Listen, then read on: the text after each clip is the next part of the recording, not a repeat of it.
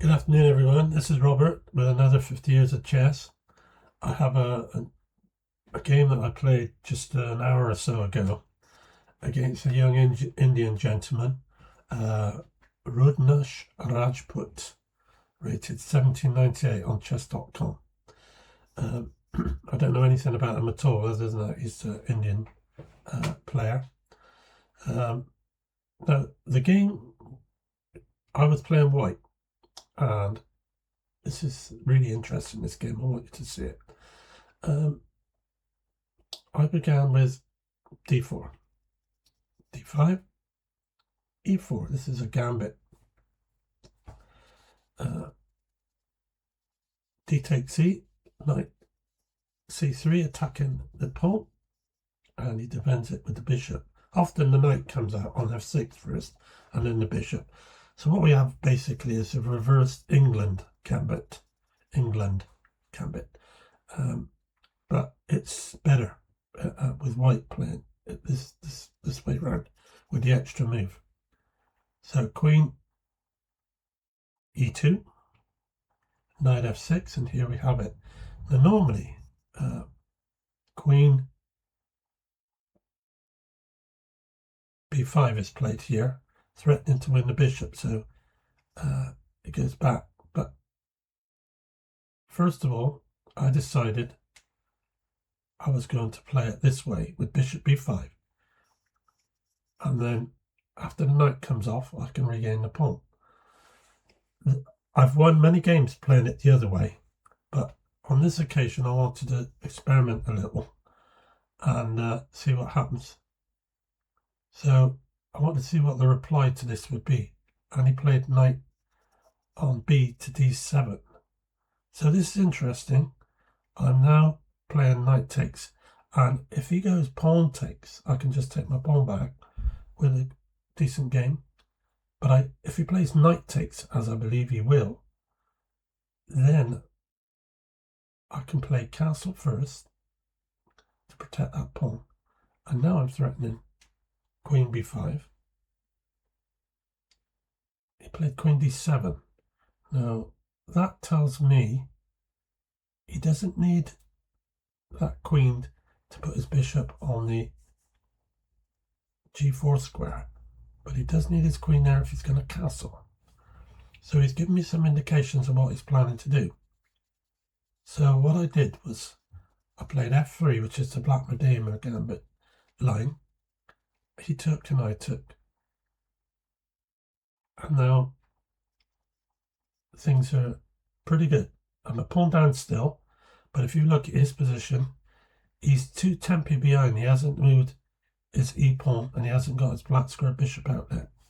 He could fianchetto with g6 and then bishop g7, but all that takes 2 moves, and he hasn't castled either. So I've got a good game here. Now he castled queenside, which is great because that means I've now got a target. So first of all, I'm looking at knight e5, attacking the queen, but also threatening to take the pawn on f7 and fork his 2 rooks. So he's got to respond to that. So, but before I do that, before I play knight to e5, I have to understand that he can perhaps find a way of getting bishop to g4, pinning my queen to my rook. So just to be safe, I played h3, and he's played h5. I don't really understand why he's doing that, but anyway, it doesn't matter. I played knight into e5 now, playing the move I told you I wanted to do, which would tap the queen and tap that pawn on at f7. So he's gone back queen to e8, protecting that pawn. And this is now looking very good because I can now move my queen, attack the bishop, and be able to get my bishop out, my white square bishop out as well. So he has to protect his bishop or move it. So he's gone back to e6. That's so that he's got a bishop covering that pawn, so he can get his queen out if he wishes to at some point. So here's where I now decided to attack him. I looked at his position and I thought there's something here for me. If I play bishop b5 and he plays c6, surely if I sack my knight on d6, pawn takes, bishop takes, I've got a good game. His king will be naked, no pawns in front of it. And even though I've given up a piece, I must surely have a good attack. So let's see what happened.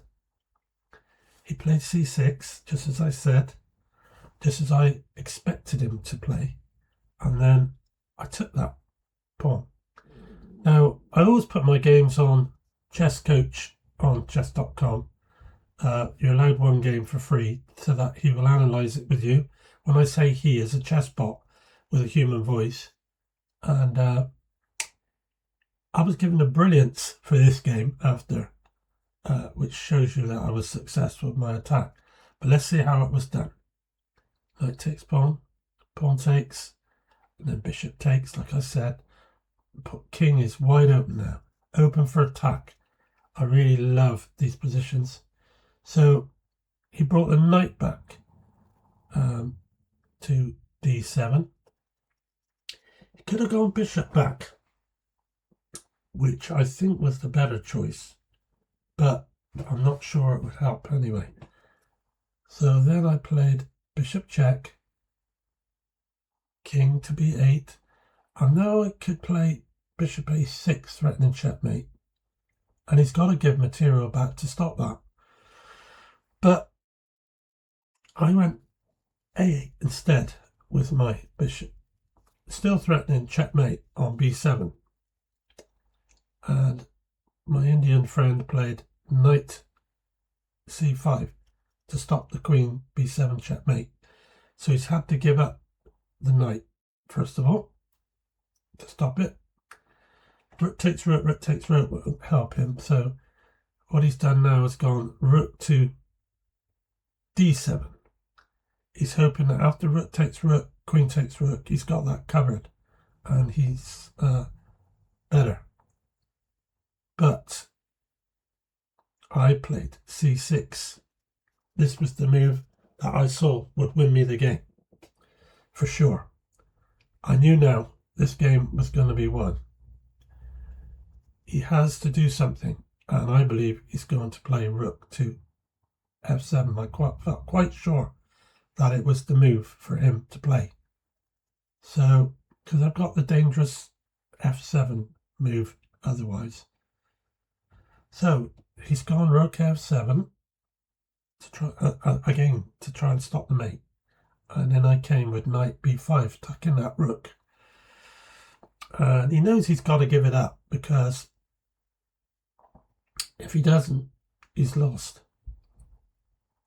So he's moved his queen across now to c8 to try and protect the king and hold up that pawn push. I took the knight.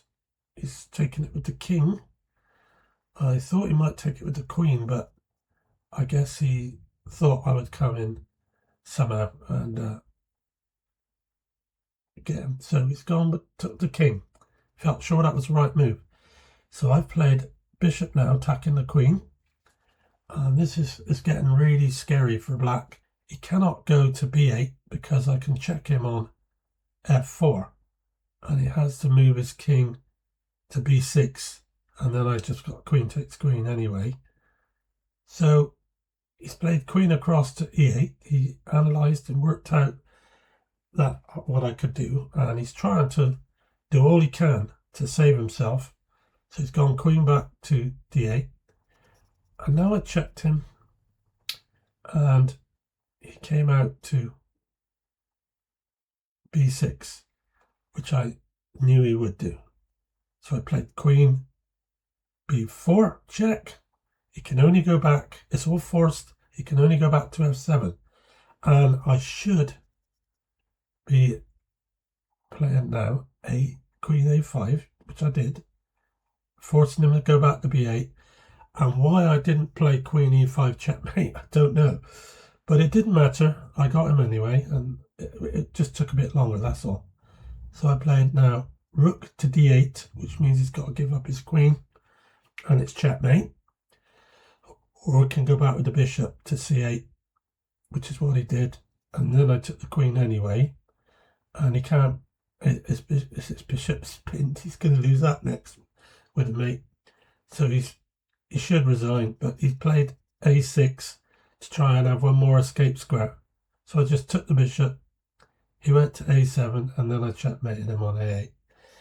So there you are. That was the game. It was a nice little game. I was really pleased with it.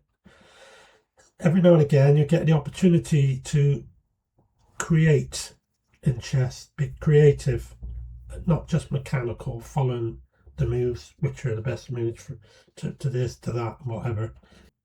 And this was it for me today, and I was very pleased with this one. I hope you liked it. I hope you enjoyed it. Hope it encourages you to try and play some good attacking chess sometimes, but don't go, if you're new in the game, don't go throwing pieces away like a knight or a bishop to open up the opponent unless you're sure you've got that gut instinct there as well that you're going to probably win the game or get material back for the material given up.